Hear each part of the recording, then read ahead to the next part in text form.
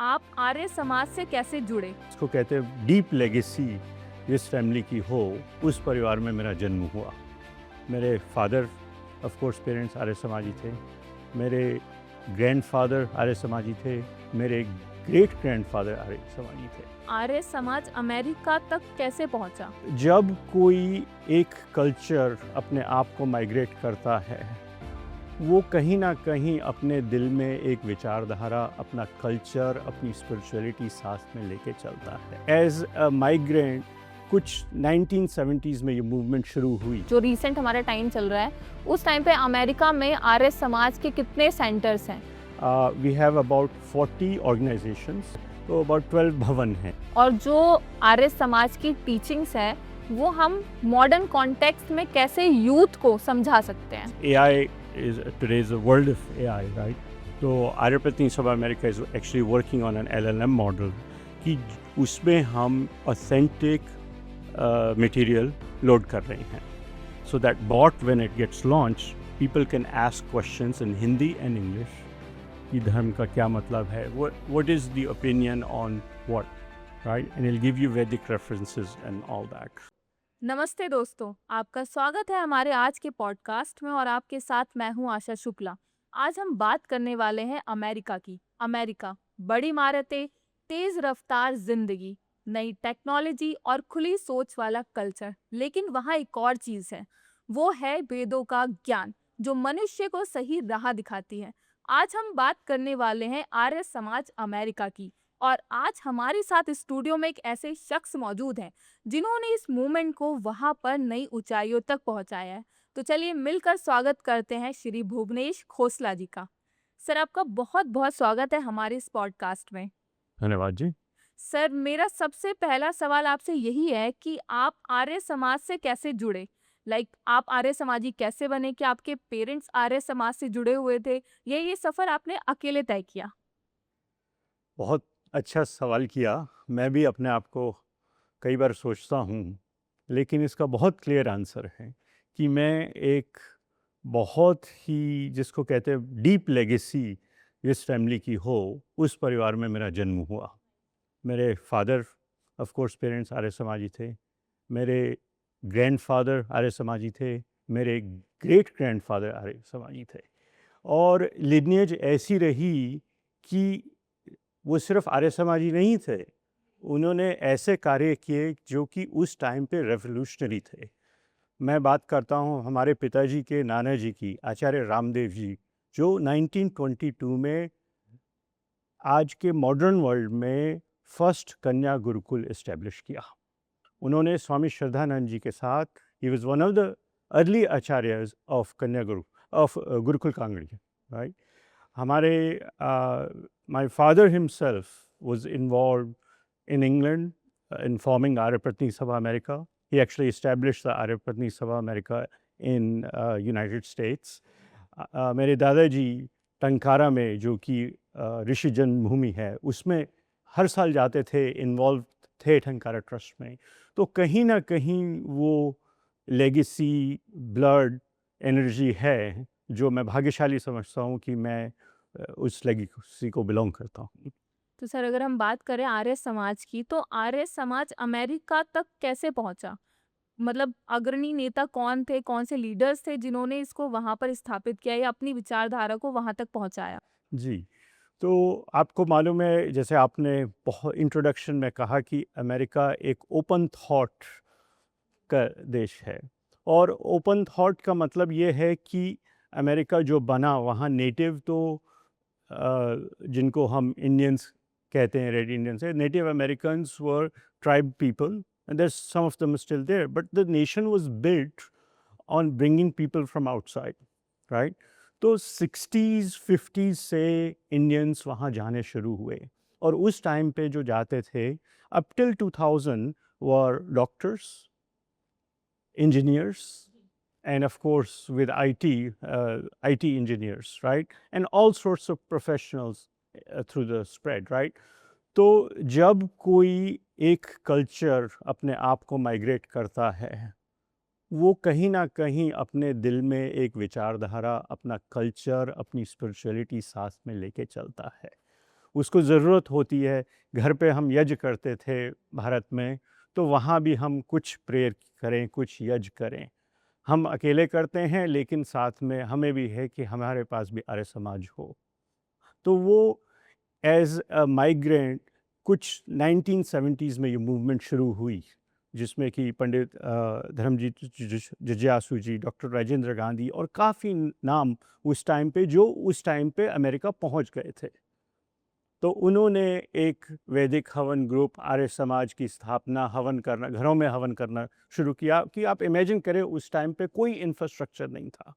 There were just very few Indians. आज America में 2.2 million भारतीय हैं, और उस टाइम पे शायद 5,000 होंगे, राइट? तो आपको उस कंट्री में आना है, इस्टेब्लिश करना है, आपको अपना घर करना है, कार का देखना है, करना है, लेकिन कहीं ना कहीं आपके अंदर एक भूख होती है, एक कुछ मिसिंग होती है कि क्या मैं सोसाइटी में, क्या मैं एक आर्य समाज की वैल्यू हूँ। तो वहाँ से कार्य शुरू हुआ। अलग अलग सिटीज़ में जैसे लोग सक्षम होते रहे, कारवां बढ़ता गया। तो 1991 में, अर्ली 90s में एक थॉट प्रोसेस आया कि काफ़ी हद तक आर्य समाज अच्छा चल गया था। New York, new Jersey, California, Houston, Chicago, but everybody, America is like 3,000 miles apart, right? तो कोई ऐसी सेंट्रल बॉडी नहीं थी जो कि लोग एक दूसरे से कम्युनिकेट करें। And I am talking early 90s, no internet, long distance phone calls, right? तो कोई कम्युनिकेशन मोड नहीं था, बट एक नीड थी to unite all Arya Samajes and have a platform कि हम एक जॉइंट ग्रोथ करें, अपने एक्सपीरियंसेस, अपने चैलेंजेस जॉइंटली मैच करें। तो तब से 1991 से आर्यपत्नी सभा अमेरिका की फॉर्म हुई, इस्टेब्लिशमेंट हुई, और वहाँ से आर्य समाज की ग्रोथ और बढ़ी। तो ये छोटी सी जर्नी रही है ऐसे। सर, जैसे आपने बात करी अभी ग्रोथ की, तो मैं वही जानना चाहती हूँ आपसे कि इस टाइम जो रीसेंट हमारा टाइम चल रहा है, उस टाइम पे अमेरिका में आर्य समाज के कितने सेंटर्स हैं? और जो आर्य समाज की टीचिंग्स है, वो हम मॉडर्न कॉन्टेक्स्ट में कैसे यूथ को समझा सकते हैं? जी, जी। तो पहला सवाल ये है कि यूएस में अभी करंटली 50 स्टेट्स हैं, right? US is formed of 50 different states. तो हमारी प्रेजेंस अभी 14 स्टेट्स में है, only 14 states, but part of that is those are the most populated ones with the Indians, right? We have about 40 organizations, or about 10 to 12, my counting right now, तो about 12 भवन हैं जहाँ की कोई school चल रहा है, प्रॉपर आर्य समाज है। बाकी सब हवन ग्रुप्स और ऑर्गेनाइजेशंस हैं। मैं एक्चुअली इसमें प्राइड लेना चाहूँगा कि आर्य समाज ऑर्गेनाइजेशंस, आर्य पत्नी सभा अमेरिका ने एक बहुत ही फोकस रह के एक इनिशिएटिव शुरू किया है, जो कि वैदिक वैल्यूज़ को यूथ में डिसेमिनेट करे। क्योंकि अमेरिका में हमारे पास एक आइडेंटिटी इशू है, not just Arya Samaj but as a Hindu community, right? तो हमारे सब में ये दिल में ये है कि हमें अपनी वैल्यूज़ जो हमें मिली वो अगली जनरेशन्स को भी देनी है, राइट? पास ऑन करनी है, क्योंकि अगर हम नहीं देंगे तो कोई और देगा। Children are basically sponges, right? तो हमने काफ़ी प्रोग्राम्स इसमें करे हैं। उसके दो एग्जांपल्स मैं आपको देता हूँ। एक है वैदिक संस्कृति स्कूल। तो वो एक नैतिक शिक्षा का प्लेटफॉर्म है। It's a Sunday school which runs parallel to the Arya Samaj satsang. It started in Houston. It has been replicated in 6 different places, New York, New Jersey, Atlanta. और संडे प्रोग्राम है 3 घंटे का। उसमें नैतिक शिक्षा, बच्चों को ऑप्शनल हिंदी, वेद पाठ पढ़ते हैं, म्यूज़िक भी सीखते हैं, संस्कृति, अपनी संस्कृति से भी जुड़े रहते हैं, लैंग्वेज उनको गेन करते हैं, और सबसे इम्पोर्टेंट नैतिक शिक्षा, Vedic values, right? That is a in person programme. और उससे जो इसको मैं कहता हूँ कि जिन जिन आर्य समाजेस ने ये मॉडल लिया, उनकी काया पलट गई। और काया इसलिए पलट गई कि उनकी उसमें पार्टिसिपेशन आ गई। यूएस में अभी के टाइम पे जो लोग गए हैं, वो यहाँ से they go on employment, right? They have younger kids, they send them to math enrichment, right? SAT programs होते हैं, ये होते हैं, स्विमिंग में भेजते हैं। तो अब उनके पास एक और ऑप्शन है कि जो हमारी धार्मिक वैल्यूज़ हैं, नैतिक शिक्षा है, उसके लिए आर्य समाज ने एक प्लेटफॉर्म दिया है। एक वो है और एक है वीडैट, विच इज़ वैदिक धर्मा एप्टीट्यूड टेस्ट। वो 4 साल का ऑनलाइन प्रोग्राम है। अब ये नहीं कि वो बच्चा या यूथ जो है, and that is for teenagers and above, कि वो सारे साल पढ़े, नहीं। It's a 3 month module for each of them. Fourth one is a in person 2 week camp. तो जब वो कॉलेज में चले जाते हैं और वीडैट 3 किया, वीडैट 4 किया, उसके बाद by that time they are proud of their heritage. They know the basic Vedic teachings, और उसमें they know the difference between right and wrong. क्योंकि अगर हम बेसिक वैदिक वैल्यूज़ पे जाएं हैं, जब गायत्री मंत्र की भी बात करते हैं, हम ईश्वर से क्या मांगते हैं? धीमहि, कि हमारी शक्ति होनी चाहिए कि हम डिफरेंस, हमारा माइंड ऐसा होना चाहिए कि we know the difference between right and wrong, and that's the basic value. अब उसमें आप कितनी डीप में जाएं, that's up to the curriculum and कितनी आपको स्टडी करनी है, बट एटलीस्ट हम वो वैदिक वैल्यू इंस्टिल कर सकते हैं। ये प्लेटफॉर्म हमारे पास 10 साल पहले नहीं था और आज है। लाइक एक जो बीज है आप वो बोने का काम कर रहे हैं, आगे चल के तो वो पेड़ बनेगा ही बनेगा। होपफुली। तो सर जो आर्य समाज है उसमें वहाँ पे सिर्फ इंडियंस ही हैं जो उसकी सिद्धांतों को फॉलो करते हैं, नैतिक शिक्षा को फॉलो करते हैं, या फिर अमेरिकन्स या नॉन इंडियंस भी इससे जुड़ रहे हैं? तो ये एक्चुअली अभी तक बहुत इंटरेस्टिंग पॉइंट है कि हम आउटरीच नहीं कर पाए हैं, क्योंकि पहले क्या होता है कि आपको एक फाउंडेशन बनानी होती है।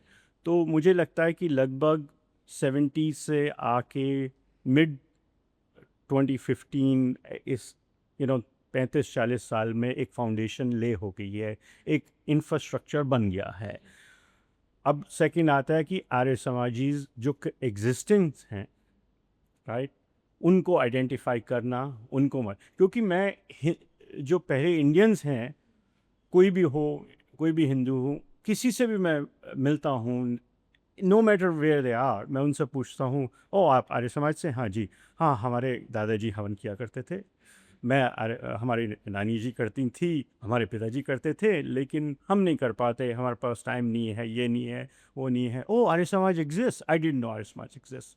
तो अभी ये एक बहुत बड़ा हमारे लिए चैलेंज है कि अब जब हम एक अच्छी फाउंडेशन हो गई है, और resources always a problem, but अब ये है कि हम अब प्रोसेसेस ये ला रहे हैं कि पहले हम अपनी जो मूल पॉपुलेशन है उसको हम बेसिकली अपने आप को अप्रोच करें, एंड देन ऑफ कोर्स जब वहाँ एक हो जाएगा, and then we trying to modernise most of our literature, right? That's a big thing. Online presence, those are key challenges that we've had, but now we're getting to a point where ये जो है अब हम इसको spread कर सकते हैं। जी। तो सर जैसे अभी हम बात कर रहे थे यूथ की, और आपके पास भी ऐसी बहुत सारी सक्सेस स्टोरीज होंगी जो हमारे यूथ को इंस्पायर कर सके, तो प्लीज़ आप कोई एक शेयर कीजिए। तो इसमें क्या होता है कि इंस्पिरेशन इज़ एवरीथिंग, राइट? अगर आप किसी यूथ को या किसी भी इंडिविजुअल को लेके आते हैं, और वो अगर आपसे इंस्पायर नहीं होता है, तो वो आपसे नहीं कनेक्ट करेगा। हमारे पास बच्चे ऐसे हैं जो कि जूम से, हुँ। इंडिया में डिफरेंट टाइम जोन है, वे 10.5 hours ahead in different 4 zoom से वो सस्वर वेद पाठ सीख रहे हैं। नाइस। और जब हमारे एनुअल सम्मेलन होते हैं, वो सब इकट्ठे होते हैं, और उनकी जो प्रेजेंस होती है, it is a different aura. The other thing is that हम हर साल एक आर्य महासम्मेलन करते हैं। उसमें जितने भी डिफरेंट चैप्टर्स हैं, वहाँ से adults and youth they all come for a 3 day 4 day very dynamic programme. और मेरे भी बच्चे हैं, हमारे और भी आर्य समाज के बच्चे हैं who grew up around this ecosystem if you would, right. तो उन्होंने फ्रेंडशिप्स डेवलप करी हैं, क्योंकि एक मैं जैसे डिट्रॉइट में हूँ, मेरे बच्चे हैं, हाँ हम हमारे समाज जाते हैं, हम घर पे हवन करते हैं उनको, बट लेकिन आसपास जितनी भी ग्रेटर जो कम्युनिटी, इंडियन कम्युनिटी है, कोई साउथ से है, कोई गुजरात से है, कोई कहीं से है, they follow different practices, right. But जब वो Houston, Atlanta, New York, new Jersey, California के बच्चों से इंटरेक्ट करते हैं, और साल में एक बार, कई बार एक बार करते हैं, तो उनको भी प्राउड फील होता है कि somebody else is following the same path that my family is pushing me towards। और ये बच्चे आगे जाके प्रोफेशनली एक दूसरे को से एसोसिएट होते हैं, नेटवर्क बिल्ड करते हैं। दूसरा हमारे पास one of the big challenges in America, and I think this is world wide in today's world, is mental health, negative mental health, right. तो हमने एक मेंटल हेल्थ अवेयरनेस प्रोग्राम शुरू किया है। उसमें हम यूथ को एक सेफ स्पेस देते हैं where they can come and discuss. We can listen to them. What are the challenges? Peer pressure है, negative pressures हैं, too much workload है, identity crisis है, unfortunately depression है, and depression leads to a lot of things that, तो आर्य समाज के पास एक ecosystem होना चाहिए where we can support our community, we can support our youth, right? क्योंकि अगर उनके पास एक बैकबोन नहीं है, एक वैल्यू सिस्टम नहीं है, और something to fall back on, everybody, you, me, everybody goes through challenges in life, लेकिन अगर आपके पास एक बैकबोन है, you have something to fall on. So we want to build that. It's a very new program, but at least it's not a taboo anymore. We don't want it to be a taboo, right? And same thing, we are, जो हमारे आचार्यज हैं, प्रचारक हैं, उनको हम mental health awareness की training दे हैं, क्योंकि वो कम्युनिटी में काम कर रहे हैं, बच्चों से के साथ काम करें, they can identify those signs, right? And help them when they need.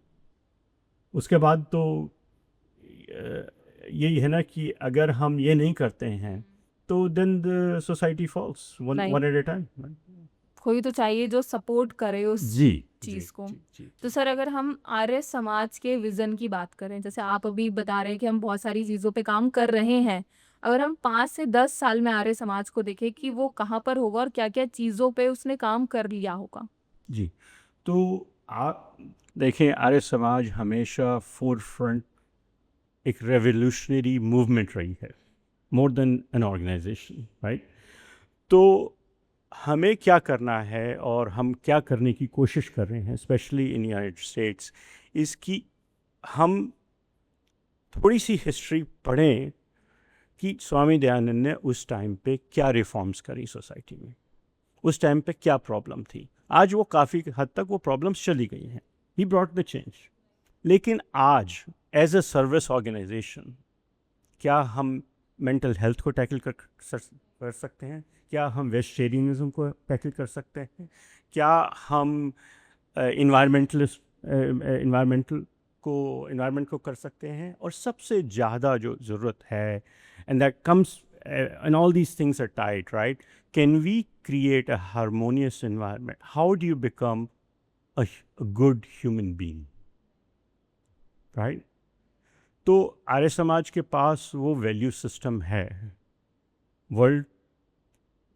The world seeks wisdom, and that wisdom is within the halls of Arya Samaj. तो मेरी विजन, आर्य प्रतिनिधि सभा अमेरिका और काफ़ी लोगों की बहुत शेयर्ड विजन है कि हम आर्य समाज को ऐसा बना दें, ऐसे हमारे प्रोसेसेस हों, इतने हमारे रिसोर्सेज हों कि हम वर्ल्ड जहाँ भी, जिस कंट्री में हम काम कर रहे हैं, जिस लोकेशन में काम कर रहे हैं, हम एक मानव सेवा में लगे हैं। हम एक प्लेटफॉर्म है जो सोसाइटी को, जो भी सोसाइटी में त्रुटि हो, चाहे ड्रग्स की प्रॉब्लम हो, चाहे बैटर्ड फैमिलीज़ को हो, नशे की हो, कोई भी हो, मेंटल हेल्थ की हो, यू नो पॉलिटिक्स की बात होती है। सत्यार्थ प्रकाश में इतनी इतनी डीप चीज़ लिखी है, आपका राजा, आपकी गवर्नमेंट कैसे होती है, लेकिन प्रोसेस क्या है। अब आप किसी को सत्यार्थ प्रकाश पढ़ाओगे, उसकी क्या समझ आएगी। तो we have to get better at our processes. अब जैसे आप ये पॉडकास्ट बना रहे हैं और मुझे पता है 35, 25, 20 मिनट कौन देखेगा, आप इसकी रील निकालेंगे 90 सेकंड में, अगर आपने किसी को कैप्चर कर लिया, राइट। तो अगर हम कर दें, हाँ, government should be like this according to Satyarth Prakash, that is hot news, people are curious, right. तो हम अपनी डिलीवरी पे काम कर रहे हैं। तो आर्य समाज becomes a platform for everyone who is looking for a value system. तो सर जैसे आप बहुत सारी चीज़ों पर अभी काम कर रहे हैं। अगर हम बात करें कि लोग जो हैं वो जुड़ना चाहते हैं इस चीज़ से, इस मूवमेंट से, इस आंदोलन से, तो वो कैसे जुड़ सकते हैं? वो हिंदू हो या इंडियंस हो या नॉन इंडियंस हो, कोई भी अगर इससे जुड़ना चाहता है तो वो कैसे जुड़ सकता है? उसमें सिंपल है, आप आर्य समाज गूगल करें, आर्यसमाज.com हमारी आर्यपत्नी सभा अमेरिका की वेबसाइट है, उस पर सारी इंफॉर्मेशन है। हमारा we are on Instagram, we are on Facebook, right. And that's one of the things we are working on. मैं आपको बताऊंगा, one of the latest trends, I would not say the need of the hour is to have good information, right. किसी को कोई question होता है तो AI is today's a world of AI, right? तो आर्यप्रति सभा America is actually working on an LLM model कि उसमें हम ऑथेंटिक मटेरियल लोड कर रहे हैं, so that bot when it gets launched people can ask questions in Hindi and English कि धर्म का क्या मतलब है, what is the opinion on what, right, and it'll give you Vedic references and all that. So as long as we are on social media, we are online, people can find us. Of course, people can get my phone number or anybody else. I'm not a single team, but we make sure we're on social media, right? So that helps. तो sir जैसे हमने बात करी अभी America के बारे में और आर्य समाज के सिद्धांत वहाँ पर कैसे आप लोग स्प्रेड कर रहे हैं। तो अगर हम बात करें अमेरिका की, जितना मैं जानती हूँ या मैंने देखा है फ़िल्मों में, तो वहाँ की लाइफ़ बहुत ज़्यादा फ़ास्ट एंड फ्यूरियस है। बट जो लोग हैं वो एक तरफ शांति की तरफ भी जा रहे हैं। और लोग जो है वो योगा को प्रेफ़र कर रहे हैं शांति अपनाने के लिए। इवन अमेरिकन्स भी वो चीज़ें बहुत ज़्यादा फ़ॉलो कर रहे हैं। तो उस पर आपका क्या कहना है? जी, तो आपकी बात ठीक है। Yoga in America is a trend, yes. और एक ट्रेंड ऐसा है कि उनको actually the broader population, most population does not understand yoga. Yoga comes from योग, और जो वो योग प्रैक्टिस कर रहे हैं, मैं नहीं कह रहा हूँ कि वो गलत कर रहे हैं। I want to be very clear because this is going on social media, right. तो मैं अपने कोवर्कर्स की बात करता हूँ, वो कहते हैं, oh you are from India, yes मैं, oh you know I go to yoga every Wednesday और every Saturday. Oh you do, so what do you do? Oh I do the I do Surya Namaskara and all these things, and I feel really good 45 minutes, and I can't wait. My body's all stretched out. I can't wait to go next week. तो मैंने कहा, I know that's good. So do you feel stress? Do you feel centered?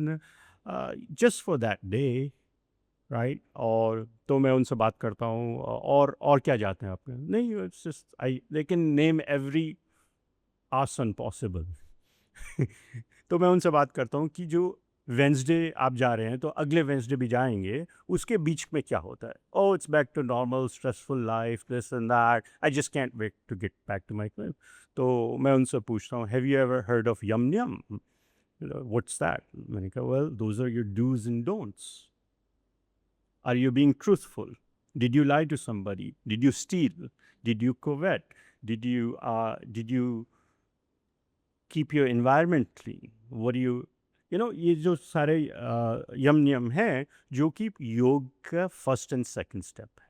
उसके बाद आता है योगासन और थोड़ी बहुत इंट्रोडक्टरी मेडिटेशन। वो सोचते हैं कि वो मेडिटेशन में चले गए, पता नहीं क्या उनको प्राप्ति हो गई, that's the end all, right. तो आर्य समाज एक प्लेटफॉर्म है जो कि एक्चुअल अष्टांग योग को प्रमोट करता है, राइट। तो we have that USP if you would, और हम ये कोशिश कर रहे हैं कि जहाँ जहाँ योग की बात आती है, योगा की बात आती है, हम प्रॉपर अष्टांग योग को ही प्रमोट करें। हाँ, ये बहुत अच्छी बात है, मैं भी योगासन करता हूँ, बेटर हेल्थ के लिए है, उसके बेनिफिट्स हैं, लेकिन कंप्लीटनेस तभी आएगी जब आप यम नियम को फॉलो करेंगे और उससे आगे की जो जर्नी है, जो इंटरनल जर्नी है, जो कि एक्चुअली आपको मेंटल पीस करेगी। आप 5 मिनट, मैं भी इस चीज़ का गिल्टी हूँ, आप 5 मिनट अपना फ़ोन को अपसाइड डाउन रख के, आँख बंद करके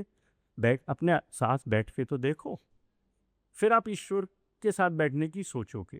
पहले first you have to like yourself. We are not finding the time to like ourselves and spend times with ourselves.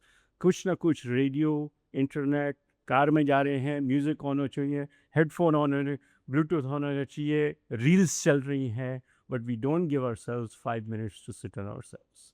And yoga and Arya Samaj can teach us. Right, जैसे हम लोग भी हैं तो हम शांति अगर ढूँढ रहे हैं तो हम ऐसे रील्स देखेंगे कि या कोई ऐसा म्यूज़िक हो जिसको सुनने के बाद हम शांत हो जाएँ, हम बैठ जाएँ। वो चीज़ जो है, जो आपके जो सिद्धांत है वो इस मिथ को, इन सारी चीज़ों को तोड़ के बता रहे हैं कि रियल में योग क्या है। तो सर अगर हम यूएस की बात करते हैं तो जो फ़ास्ट फूड है वो वहीं की देन है और वो पूरे मतलब हर कंट्री में अब तो फैल चुका है। और जो आर्य समाज है वो प्योर सात्विक भोजन को प्रेफ़र करता है। तो कैसे अमेरिका में आर्य समाज इस चीज़ को, सात्विक भोजन को प्रमोट कर रहा है? तो इसमें क्या होता है कि fast food comes from convenience, right. आपको माइक्रोवेव करना है, उसको गर्म करना है, फ्रोज़न ले आए, ये करिए, और जैसे यूएस में ड्राइव थ्रूज होते हैं, और आज कुछ ऐप भी हो गई है, आप क्लिक करें, by the time you arrive there, get your coffee and your food whatever and you're on your way, right. तो हमें क्या करना है, हम उसको, कोई भी मैसेज हो, स्पेशली दिस मैसेज, कि जिसमें कि लोग, this is there habit, right. अगर मैं आपको कहूँगा ये गलत कर रहे हो, आप इसको नहीं मानोगे। तो आर्य समाज का क्या है कि हम जो एक वेजिटेरियनिज्म है, एक जो प्योरिटी ऑफ फूड है, जो पैकेज फूड है, और जो अनपैकेज फूड है, stuff that's good for your heart, for your body, उस चीज़ की हमें प्रमोशन करनी है, राइट। जो हमारे लेक्चर्स हैं उसमें हम कहें, हम हमारा one of the sessions that comes every year in our सम्मेलन्स is good eating habits, right। तो हम क्या है, जो पॉजिटिव है उसको प्रमोट करें और लोगों में ये सोच डालें कि आप जो अपने प्लेट में रख रहे हैं, जो आप अपने फोर्क से ले रहे हैं, 1 सेकंड के लिए उसको देखें, सोचें, before you put it in your mouth. बात सोचने की वहीं आ गई ना, मेंटल बात आ गई ना, कि अगर आप सोचने के लिए सक्षम हैं और आप सोचें कि is this French fries, these are deep fried, they're potatoes, they're carbs, and they have trans fats and all that, versus आप शकरकंदी खा रहे हैं, you're eating एयर फ्रायर में करके आप रेड पोटैटो फ्राइज खा रहे हैं, big difference, right. But you have thought about, to be mindful about it. तो एक ऑनलाइन प्लेटफॉर्म से वन ऑफ द, जब हमारा सत्संग वगैरह भी होता है, so we invite variety of speakers, right, we invite dieticians and stuff. तो एक हेल्दी लाइफस्टाइल को अगर आप प्रमोट करें विदाउट गेटिंग इनटू कि सोसाइटी गलत उसमें जा रही है, आप गलत जा रहे हैं, McDonald's and Starbucks and Dunkin' Donuts is bad for you, let the people, give them the knowledge and the base, A, an alternative exists, and then B, let them make the right choice. अभी उनके पास choice नहीं है, उनको पता नहीं है कि मेरे पास राइट चॉइस लेने की कैपेबिलिटी है, and this applies to every single thing in life. तो लोग अपने आप उस जर्नी पे चल जाएंगे। और we actually, because of medical science and all this, a lot of people are in US unfortunately, if I look at the Hindu community and the overall, I wouldn't be surprised if there's more white people who are vegetarian and even vegan than Indians. I'm talking about the greater community, of course, right?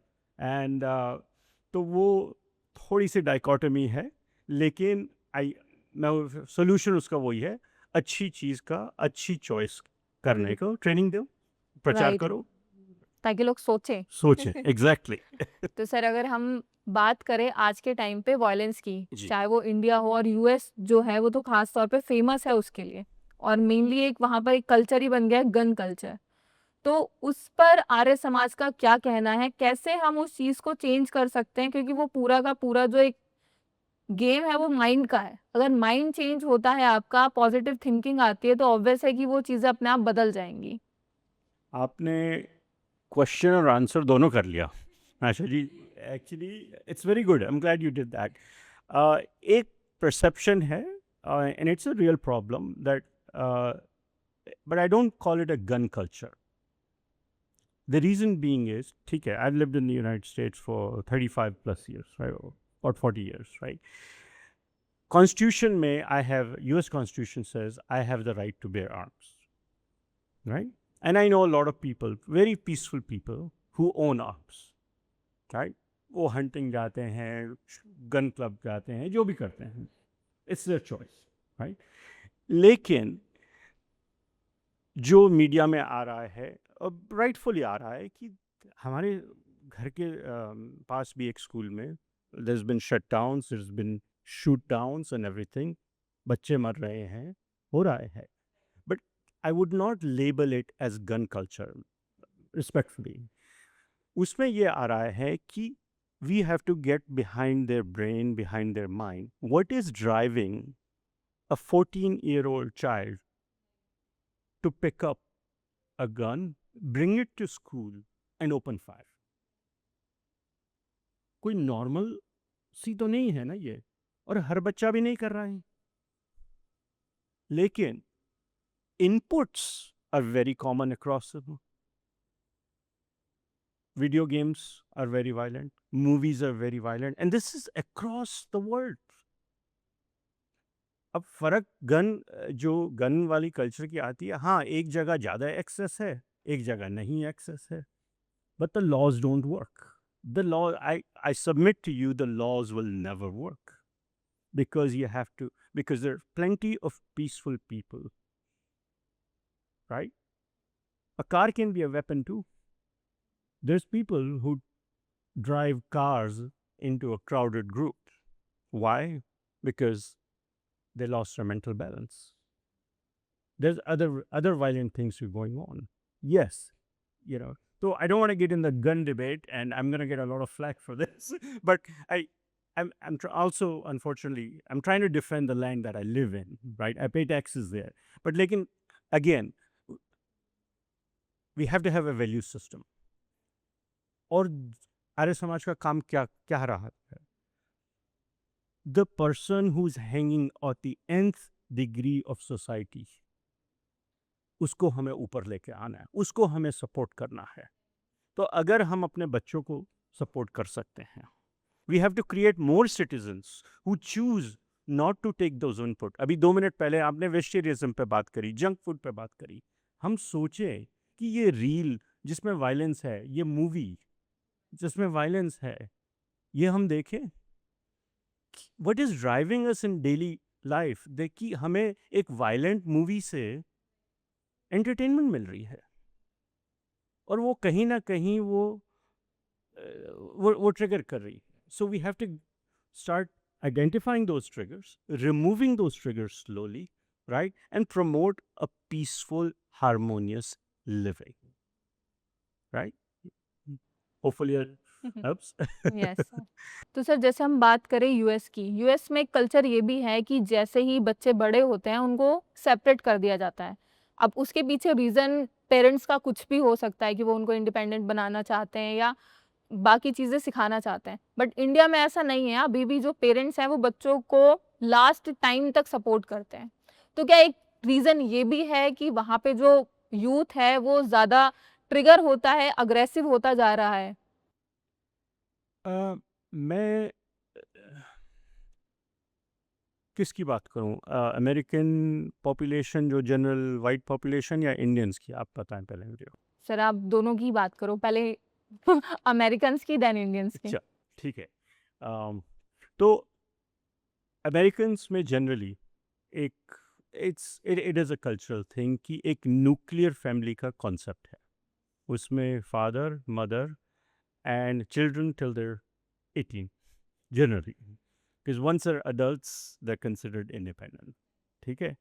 uh, and everybody, if you're not part of the nucleus family, you're an outside generally, right? तो बच्चे बड़े होते हैं, high school complete करते हैं, उसके बाद college जाते हैं, और जनरली कॉलेज बाहर ही जाते हैं, उनको एक एक्सपीरियंस मिलता है डॉम में रहने का, अपार्टमेंट रहने का, that's part of the growth pattern. और फिर उनकी जॉब्स लग जाती हैं, तो वो फिर किसी और सिटी में मूव हो जाते हैं, तो वो ऑटोमेटिक थोड़ा सा डिस्कनेक्ट वो जो अटैचमेंट है वो भी कहीं न कहीं खत्म होता जाता है। ख़त्म हो जाता है बाय चॉइस। जहाँ नहीं ख़त्म होता है that is by choice as well, right? तो हम अगर हम अपने बच्चों को कहोगे नहीं तुम्हें घर पे ही रहना है, तुम कॉलेज नहीं, डॉर्म में नहीं रहोगे, तुम हमारे घर के अंदर ही रहोगे, उसके बाद आप शादी करोगे, आप एक ही घर में रहोगे, some of those things in a modern world can become impractical, right? I'm proud to say myself, I live with my parents, my kids live with me, right? ठीक है, अभी वो कॉलेज में हैं, बाहर जाएंगे, and I have given them the freedom. जहाँ आपको जॉब मिले, यू नो, द वर्ल्ड जैसे इंग्लिश में कहते हैं, the world is your oyster, right? Go explore, but stay connected to the roots. If you move out, that's great, but keep in touch, right? आज हमारे पास WhatsApp है, 360 degree location है, हम डाल सकते हैं कि हमारी फैमिली एग्जैक्टली कहाँ है। Check in, if you don't check in for a day, check in for the second day, but don't tell me you can not check in for third fourth fifth day. तब तो आप disconnect ही हो गए ना, out of sight out of mind हो गए, right? तो क्या होता है कि progress should move us forward, but progress के नाम पे हम बैकवर्ड नहीं मूव कर सकते। आपको एक इंटरेस्टिंग बताऊं, most houses in United states, उसमें एक मास्टर बेडरूम होगा और 2 या 3, जितना बड़ा आपका घर है, छोटा घर है जो भी है, बट एक मास्टर बेडरूम होता है, उसमें न्यूक्लियस फैमिली रहती हैं। इंडिया में जैसे दिल्ली में मैंने देखा है, फ्लैट्स होते हैं, या जो घर में नीचे पेरेंट्स रह रहे हैं, ऊपर अलग अलग फैमिली। लेकिन यहाँ भी मैंने ऑब्जर्व करा है, एक फैमिली की 3 या 4 जो भी हैं, वो आपस में बात नहीं कर रहे हैं, अलग किचन्स हैं, वो हैं। ये कॉन्सेप्ट मुझे बहुत वियर्ड लगा है यहाँ। Same family, same last name, there brothers and sisters, there 2 brothers and but all 3 of them have 3 different kitchens, but they supposedly live on the same address, right? US में क्या है कि ठीक है, एक घर है, उसमें न्यूक्लियस फैमिली के लिए जगह है, राइट? लेकिन जो इंडियंस हैं, एंड वेरी फ्यू सेलेक्टेड, क्योंकि क्या हो रहा है कि दो तरह के लोग हैं। एक तो वो है कि जो, जैसे मैंने बताया, 60s में आए, उस टाइम पे उन्होंने सब कुछ इस्टेब्लिश किया, फिर बच्चे पढ़ गए, this and that all, but generally because of the main stream culture, grand parents live alone, kids live alone. Now the next generation also looks forward to living alone, but that doesn't mean they lose their values, right? Covid में, pandemic के through एक बहुत बड़ी revolution आई कि लोगों ने work from home करना शुरू कर दिया, और उनको ये भी लगा, oh all the sudden my, and this specially very prevalent in professional mainstream Americans, की मेरे पेरेंट्स एजिंग हैं, उनको कुछ हुआ तो नहीं है, और people moved out of the city into the countryside. And in the real estate market, there is a need of houses which are bigger, who can accommodate 6, 7, 8 people as a member family, which has never been seen in America before, right? लेकिन फ़र्क आप ये देखें कि जब वो आते हैं, या जैसे हमारे मैं भी हूँ, तो हमारी चाय पेरेंट्स एक कमरे में हैं, of course everybody has a bedrooms and guest room है, not the kitchen is same when you eat together. हमारे घर में I can not remember since when, childhood and even the children know कि रोज शाम को डिनर सबने इकट्ठा करना है। somebody's out for breakfast, somebody's for lunch, किसी की जॉब है, किसी की स्कूल है, कुछ है, लेकिन शाम को सबने 7 बजे इकट्ठे डिनर करना है। ये हमारा एक वैल्यू सिस्टम है। एंड कई मूवीज़ में कई बार आता है, families who eat together stay together, those types of things, those are real, right. हम आर्य समाज की बात करें, हम संगठन सूत्र की बात करते हैं, लेकिन वो एक कहने की बात नहीं है, आपको वो चीज़ें प्रैक्टिस में लाने। अगर आपके बच्चे मूव आउट करें हैं, मैं नहीं कह रहा उन पे वॉच रखो, that's a very negative word. आप उनसे कनेक्शन रखो। अगर आपके साथ आपके बच्चे कनेक्शन में हैं और आपके धर्म के कनेक्शन हैं, क्योंकि अब हमने प्लेटफॉर्म क्रिएट कर दिया ना वैल्यू सिस्टम का, पहले तो हमारे पास था नहीं, हम सर्वाइवल मोड में थे, राइट। तो आप बच्चों को धर्म से कनेक्टेड रखें, अपनी विचारधारा से कनेक्टेड रखें, अपनी फैमिली से कनेक्टेड रखें, तो there is never a disconnect. somebody could be physically away, right, for their job, for their career, health reason, what have you. Parents don't like the winter, so they go to Florida, उन्होंने वहाँ summer home winter home ले लिया है, enjoy the hot, और उसके बाद वो आ जाते हैं, they're 3,000 miles away but they're still connected, right. मतलब वही है कि कंट्री चाहे कोई भी हो, सिटी चाहे कोई भी हो, बट बेसिक चीज़ ये है कि हमें अपने रूट से कनेक्टेड रहना ज़्यादा ज़रूरी जी है। जी जी। और तभी हमारे जो रिश्ते हैं वो बच पाएँगे और हम रिश्तों में भी कनेक्ट रह पाएँगे एक-दूसरे से। बिल्कुल, बिल्कुल। बिल्कुल आपने ठीक करी। और यूएस में क्या है, फैमिली स्ट्रक्चर तो ठीक है जो है, हमारे रिलेटिव्स जो हैं, कि अब जैसे म हमारी फैमिली है, अब our closest relatives is 200 miles away, right? तो who are actual who are relatives? They are very close friends. वो चाहे गुजरात से हों, वो चाहे महाराष्ट्र से हों। We live in a very cosmopolitan Indian community. जब हम फ्रेंड्स इकट्ठे होते हैं, it's like a story of national integration. और मैं आपको बता दूं, रात को 2 बजे मैं किसी को फ़ोन कर दूं कि मेरे को कुछ इमरजेंसी है, they will be there in 5 minutes. चाहे वो गुजराती हो, चाहे वो महाराष्ट्रन हो, चाहे वो पंजाबी हो, क्योंकि we are friends with them and they are more than family, because they are our family when our family is not around, right. और आई थिंक एक हद तक वो हर कम्युनिटी में, हर नेशन में, इंडिया में भी ऐसे ही है, फ्रेंडशिप्स है। बट कहीं ना कहीं क्या होता है कि रिलेशनशिप्स में वो तनाव आ जाता है, फाइनेंसिस के ऊपर, स्टेट्स के ऊपर, ऑल दोज थिंग्स। लेकिन एक एक किसी ने मुझे कहा था कि काइंड ऑफ फनी थिंग कि relatives are something we get, friends are something we choose, right. But let me flip that around. Who is it? And but फिर हम कहते हैं कि our friends are like relatives. Well, why? Because you're more open to them, you've stayed connected with them and they support you. आपने वो connection नहीं तोड़, वो कनेक्शन जो आप उधर मिसिंग था फॉर सम रीजन, बट वो रीजंस आपको रिमूव करने पड़ेंगे, राइट। तो when relatives becomes friends, there even better friends, better than friends. और मैं ये किसी भी मेरे फ्रेंड्स के लिए मैं नेगेटिव नहीं कह रहा हूँ, और ना ही रिलेटिव्स के लिए, प्लीज डोंट टेक पर्सनल। तो आज जो हमने बात करी, आई होप कि जो हमारी ऑडियंस है उसको भी बहुत सारी चीज़ें आपसे सीखने को मिली होंगी। और आपने बहुत सारी चीज़ें बताई कि क्या वेदों का सही अर्थ है, कैसे अमेरिका में आज आर्य समाज काम कर रहा है।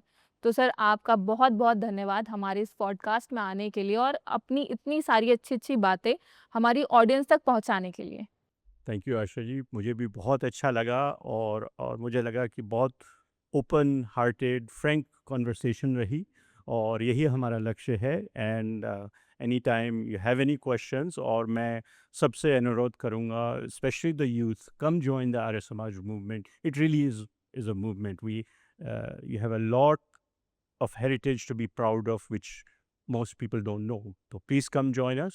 बहुत बहुत धन्यवाद आपका। तो दोस्तों, आर्य समाज सिर्फ एक संस्था नहीं है, ये एक मूवमेंट है जो वेदों की रोशनी से इंसान को इंसान से जोड़ती है। अब हम आपसे मिलेंगे हमारे नेक्स्ट एपिसोड में एक और अच्छे गेस्ट के साथ। तब तक के लिए नमस्ते।